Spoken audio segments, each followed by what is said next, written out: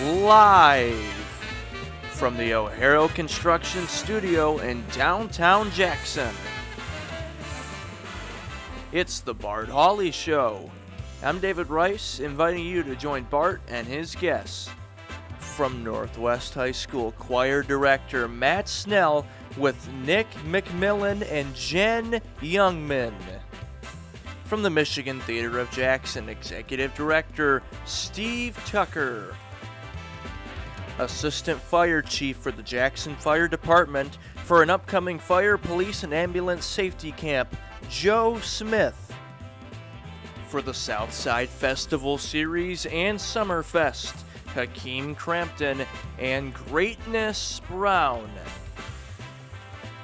And from the Jackson YMCA Youth Development Director, Sam Hunt. And now, here's Bart. Thank you so much, David Rice, and good afternoon, and welcome. Thanks for being with us today. A beautiful Thursday afternoon. It is 67 degrees now, and the forecast is for a high today of 70 with sunshine, light winds, and good news, the rest of the month of May, it's going to be beautiful. Well, we only have another day, but June will start off with beautiful weather as well. Tonight, clear and cool, crisp 43. Sunny on Friday, perfect 76 degrees. Saturday, maybe a slight chance on Saturday afternoon of a shower, but it should be some sun, some clouds, high 75. And Sunday, partly sunny, 78. Pretty decent weather for the next few days in beautiful Jackson, Michigan. Today's weather presented by Kelly Express.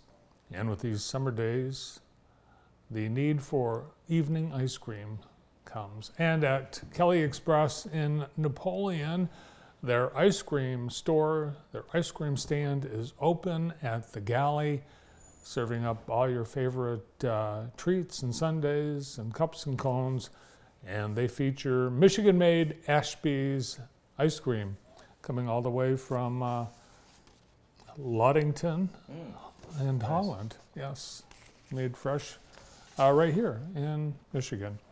Kelly Express also has great pizza in Napoleon and on South Street, Jefferson Road, Grass Lake, and County Farm Road. And the pizza special this month is a large Supreme Pizza for $17.99. At Kelly Express, your summer fun headquarters. Let's look outside. We've got a great view looking east from downtown Jackson, our great skyline. Very green. Beautiful green. Yeah. I was out on the Falling Waters Trail the other day, Brandon, and I thought, wow, this is green. Everything is green. That's a beautiful view. Yeah, beautiful, green. We were at one time a tree city, and I think we should still be. I don't know if you ever lose that designation. We certainly do have the trees, and they are beautiful. We have people looking into bringing back the elm tree. If you were to look around Jackson for an elm tree, you wouldn't find it. So there is an effort among the arborists in the community to bring back the elm tree. I think it'd be a good idea. I like that idea. Yep. We have no elms. The date next to the last, is it really the next to the last day of May? It is. Did this month go flying by? Yes, it did.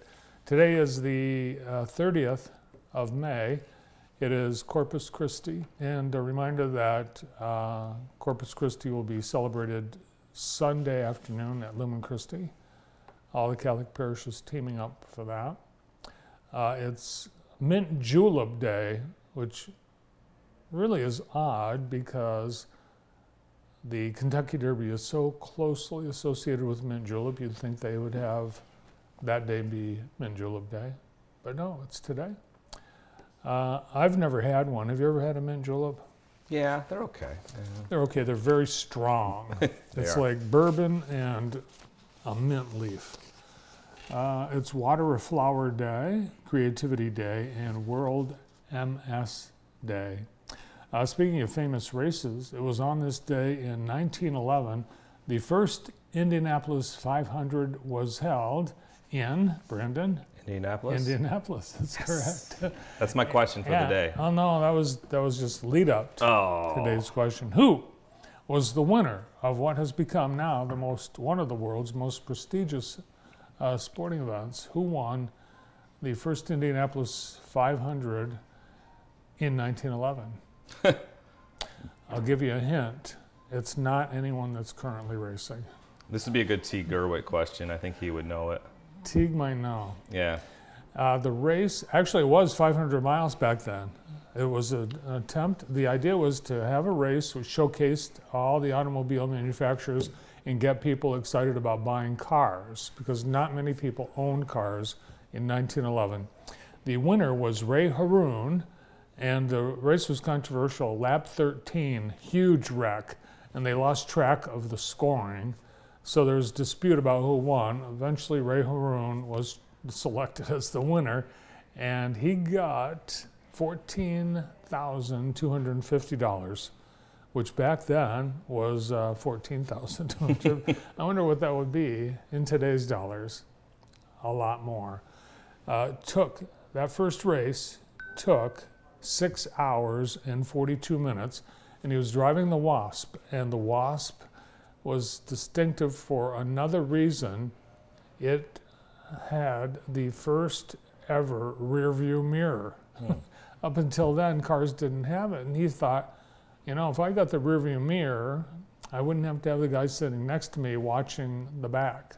So that was part of the reason he had the success.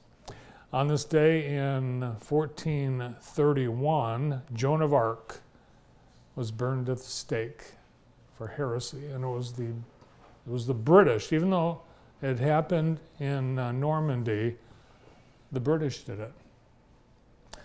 And on this day in 1806, here's your question today, Brandon, and I'll even give you a visual hint.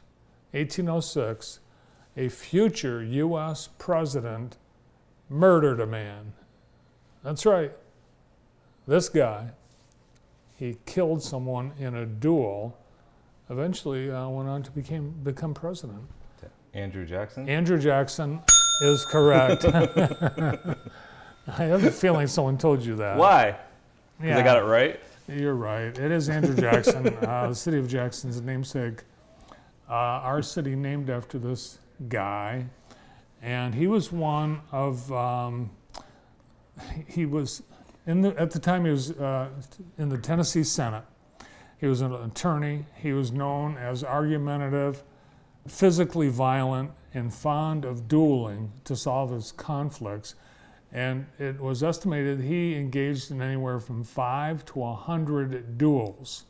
And on this day, in 1806, Andrew Jackson killed a man because he got into a little tiff over cheating on a horse race, cheating on a bet. And also, he insulted the guy's wife. So they got into, it's like, you insult my wife. You stole from me in the horse race. I won, but and let's do a duel. So they did. They met. They went out and they did a duel. They went by the river, and apparently this was quite common in how people solved tiffs back in the day. And so they both stood, paced off 50 yards, whatever, and they had, each guy had what was called his second man. His second man would stand near him, not too near, and tell him when to draw. And so he drew, the guy that he was dueling with, he drew, they both drew. The other guy hit Andrew Jackson next to his heart. Bullet went into his chest, next to his heart, started bleeding, and Andrew Jackson claimed his gun misfired, and he said, well, I'm going to do it again. And everybody said, well, wait a minute. Too late. And he killed the guy. True story. Andrew Jackson. And that all that happened in our history. So he killed a guy. So our history in the United States says a man can go out, shoot a guy, and kill him, and then become president. Happened once. It could happen again.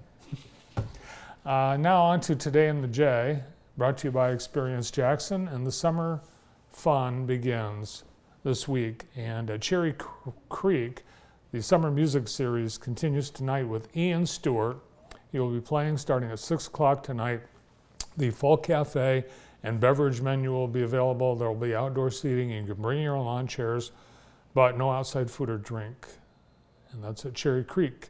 At Sandhill Crane Vineyards, they have outdoor karaoke and open mic night. You'll be out under the stars singing for everyone. Come share your favorites, sing with others, or even your own songs, poetry, comedy, spoken word, whatever. They open at 6 for that. Well, they're open now, but the event starts at 6, goes till 8 at Sandhill Crane Vineyards.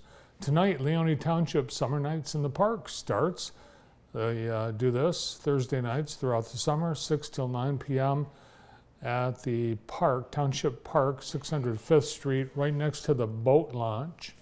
And they will have food trucks, vendors, fun for the whole family, and entertainment by Fortunate Greg.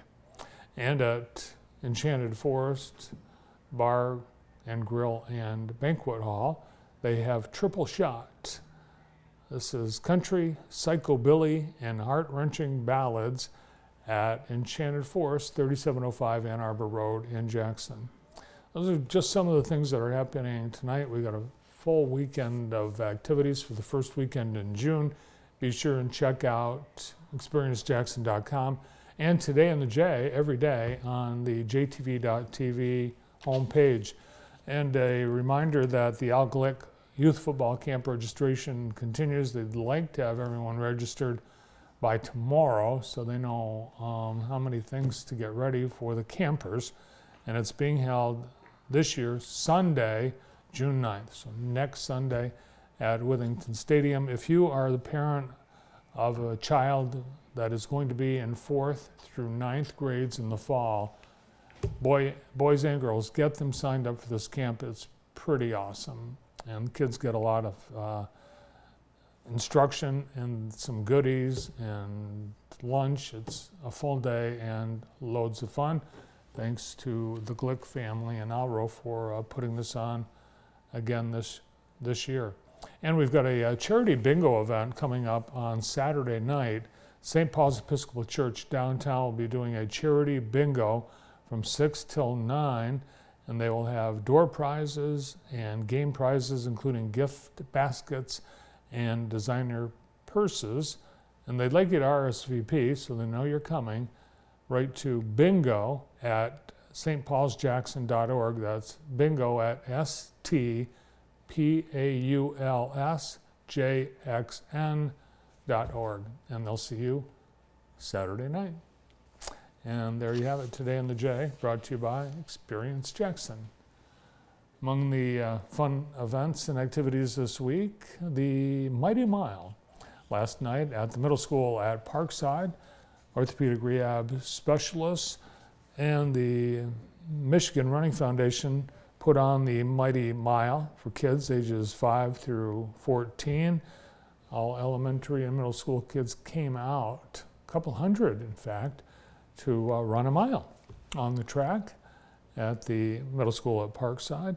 Chance to give kids a healthy, active start to summer with a challenging and fun run. And kids got t-shirts, backpack, and a finisher medal, and they had a blast. Thanks to orthopedic rehab specialists M&K for their sponsorship. M&K Jetting and Televising sponsoring all the events of orthopedic rehab specialist running series. And what a beautiful night for a run. Kids had a blast. Mm-hmm. Yeah, great event. So thanks to ORS for putting on that super cool event. Our sponsor of the day today is Sylvia's Catering Yesterday, Sylvia provided food in the green room. Great chicken pesto and burger sliders, potato salad, Caesar salad, brownies, double fudge, and more. Sylvia's has a new corporate lunch catering menu.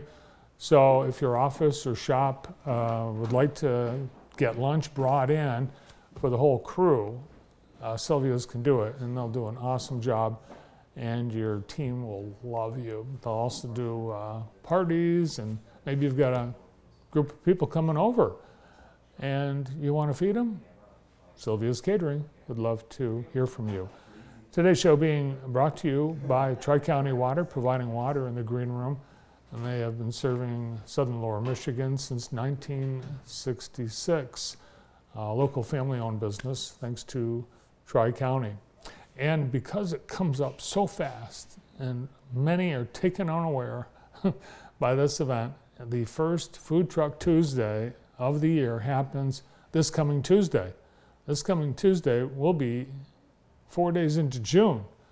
And every first and third Tuesday throughout the summer and into September, there will be about 10 or 12 food trucks at Horace Blackman Park. And we have so many food trucks now in Jackson. We have a Jackson Food Truck Association, and they have more than 30 members, growing daily. And we also have food trucks that come in out of town. So for this event, they welcome in a couple from out of town along with the Jackson food trucks. But every Food Truck Tuesday, they hope to have a different lineup of vendors and food trucks. So we'll see you Tuesday from 11 a.m. to 1 p.m.